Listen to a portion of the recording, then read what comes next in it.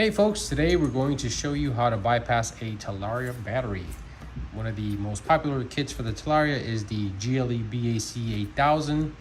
It basically really wakes up the bike. The Talaria is underpowered like the Surron, and we're going to show you how to get more out of your battery by doing a battery bypass. This will allow you to run the battery at 8,000 watts max. You don't want to do more than that, but it's really nice and buttery and powerful. This battery is much bigger than a Surron battery, so definitely awesome feature to be able to just bypass this battery and wake up the bike with the BAC8000 that we provide on our website. So what are the tools that you're going to need? You're going to need a T10. This is a T10. Let's see. And there's about 10 screws on this battery. We're going to slowly remove all of these screws, and then we're going to gently lift up this battery cover because there is a clip that attaches to this screen. We need to carefully remove that, so don't lift this completely out quickly. We're just going to remove it, and we're going to slowly lift it and undo the clip, and then we'll show you the insides and what we're going to bypass. Quick note, when you bypass your battery, whether it's bypassed or not, it's always a good idea to keep your battery charged. Do not let your battery become discharged. Leaving a battery discharged is bad for the cells. Either leave it fully charged or halfway charged and charge it once every month. It's also not a good idea to drain your battery to zero. I usually go for a ride, and when it gets down to like 5%, 10%, I immediately plug it in and bring it back to full charge.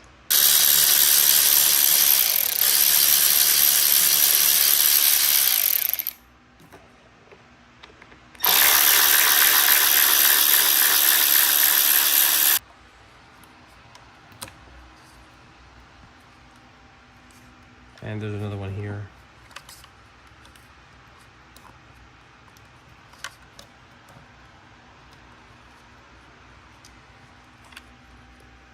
You push down on the little tab and then pull it down, push down on the tab and pull out. I'm gonna unplug these as well to make some room here.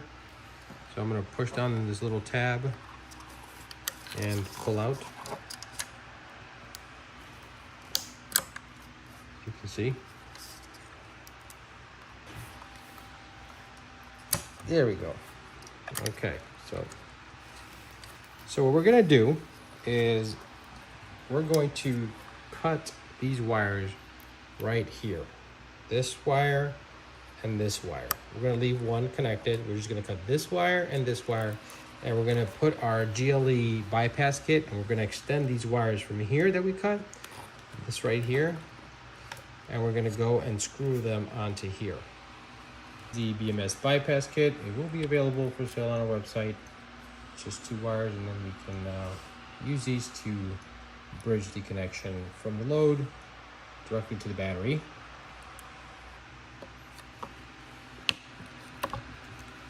That's one, and then we're going to cut the other one.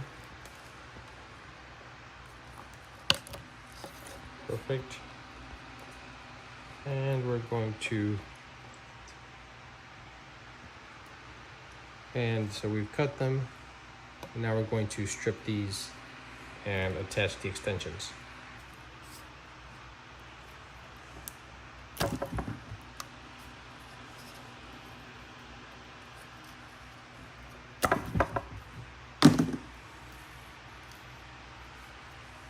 I'm using the IWS 16 crimper. I got this on Amazon. We're going to attach the wire.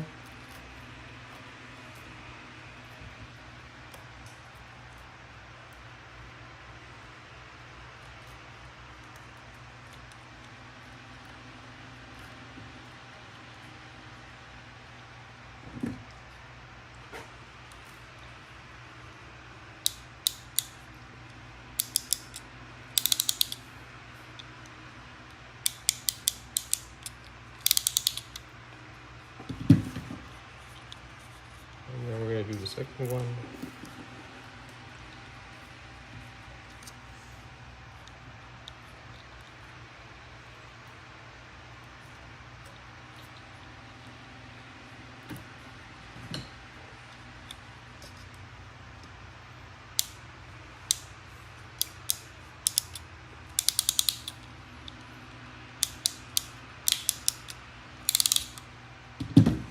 So I want to point out that bypassing the BMS does not affect charging. Your battery will still balance. We're just affecting the load where the power comes out of. And so it does not affect the way the charger works or how the battery gets balanced.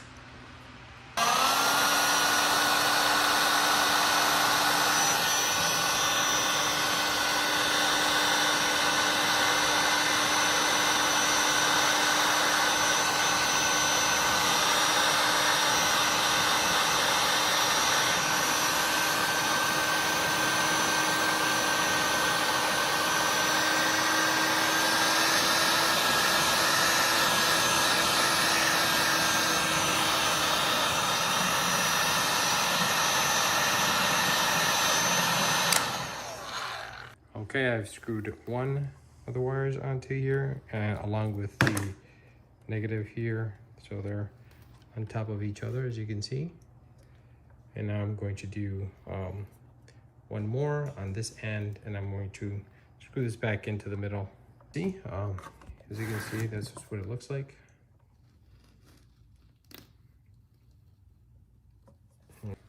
These right here.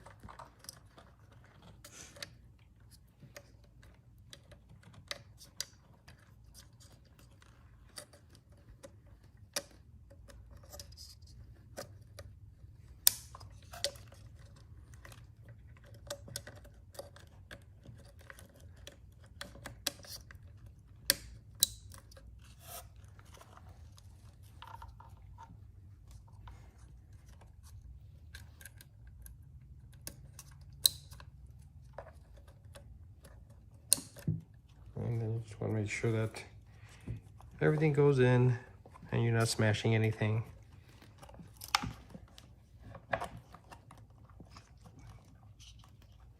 And of course, the battery's on.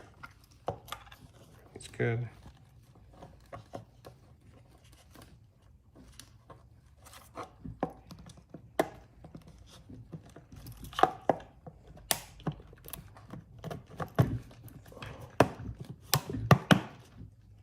And then we'll insert the screws and tighten it back up. All right, folks, all of the 10 screws are in, and battery's good to go. Again, ideally, do not pull more than 8,000 watts from this battery, and always make sure that whenever you're done using it, keep it charged. If you got any questions, let us know.